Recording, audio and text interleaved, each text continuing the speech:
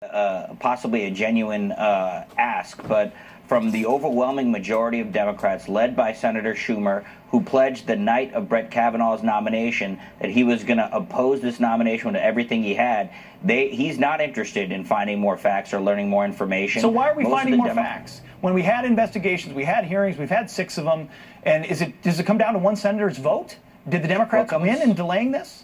It comes down to a few senators' votes, and they want to be reassured, and so we're going along with this process. Look, Judge Kavanaugh has had nothing to hide. He's agreed to anything and everything he's been asked to do. That includes countless hours of testimony, thousands of questions, now 8 hours of testimony, riveting testimony that you saw on Thursday.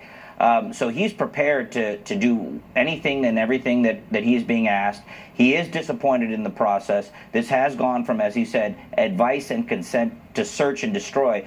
But as he said, I think pretty compellingly, he's not going to be driven from this process by false accusations, and he plans to defend his name. Well, he certainly did defend it very vigorously the other day. Listen, Louisiana Senator Bill Cassidy was on earlier, and one of the questions that was left unanswered is who leaked Dr. Ford's letter. Here's what he had to say about that. Let's actually investigate. Ask Dianne Feinstein under oath, did she leak it? Then ask her aide. I think most people on the Republican side see it for what it's worth. It is a pattern of leaks set to delay and to character assassinate. Things being released that should not be published because there's no support for them, but because it's released, it feeds into the delay. We should not set a standard that you can do character assassination, kind of a coordinated pattern of it, to bring somebody down. So, Raj, does the president support an FBI investigation into this matter?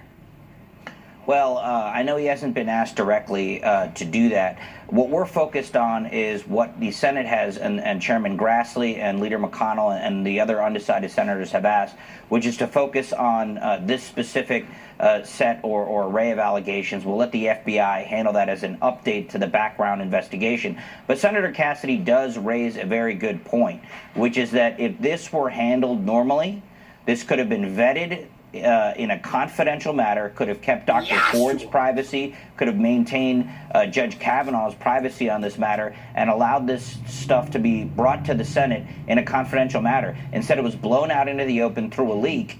And yeah, Senator Feinstein really, even at that hearing the other day, couldn't answer whether she had actually asked her staff whether they had leaked this information. I mean, I think she didn't. Well, and I think that she's the villain in this story because, frankly, Dr. Ford was re-victimized by having to do this. Yeah. I mean, the courts all the time try not to do this to women, and somebody did this on purpose for political purposes.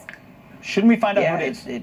I think we should try to find out who it is. I don't know what the Senate's procedures are, but they should look into that matter and try to figure out who leaked this information, because you don't want to set a precedent where somebody doesn't feel comfortable coming to the committee or to the right authorities with information and to keep it confidential. To politicize it is very dangerous. We know the left, the ends justify the means. Like, that's the way they fight. Where does this process end, Raj? Where's the red line for the White House? Is it Friday? Is it a week? What if it comes to Friday and they say, we just need more time, it's not done? They seem to do that every time. Where is your bright line? Well, I'm not going to draw bright lines just yet. I think the Senate has asked for something. The president has ordered it. We'll see what comes back. We believe firmly and confidently in Judge Kavanaugh's denials. They're backed up by 300 other individuals under penalty of felony who were said to be at that event. His contemporaneous calendars don't put him at such an event, and there's really no evidence to back up Dr. Ford's account. So it could go longer. I don't expect it to. You don't expect it to, but it could. No. Okay. I doubt it.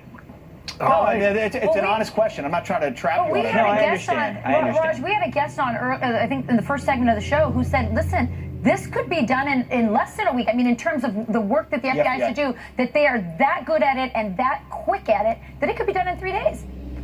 So why would we need more than a week? I don't want to dive into how the FBI handles these sorts of matters. We'll leave it to the professionals there to update his background file, and we'll let the Senate consider it. Look, you can go on a fishing expedition and literally spend months or years into anyone. That is the reality in the world we live in. But what they have asked for is limited in scope.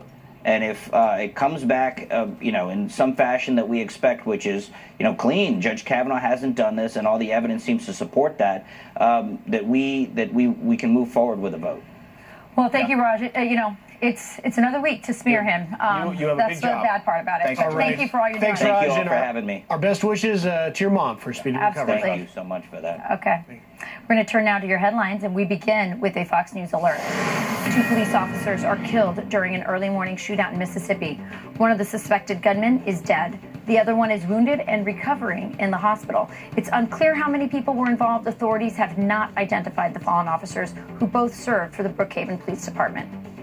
In another Fox News alert, at least 384 people are dead and hundreds injured after an earthquake and tsunami strike in Indonesia.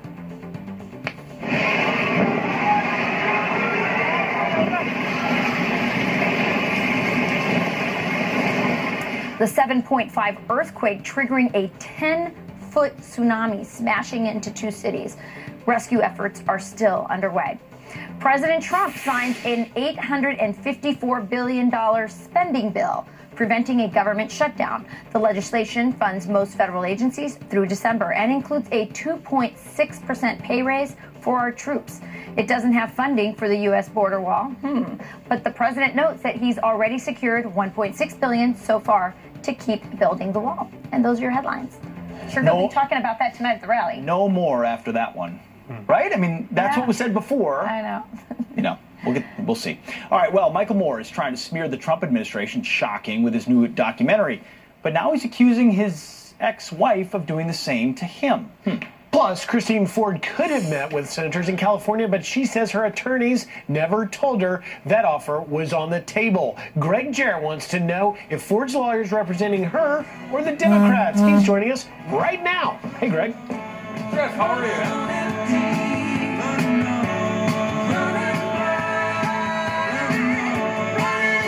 Fall in love with IHOP's fall combos with a big old breakfast plate and a side of Cinestack or pumpkin spice pancakes made with real pumpkin. Fall pancakes are back at IHOP starting at $4.99. Inflammation may cause everyday joint discomfort. Turmeric supports healthy inflammation response due to physical overexertion. Cunol provides superior absorption compared to regular turmeric. Cunol, the better turmeric. People tell me all the time I have the craziest job, the riskiest job.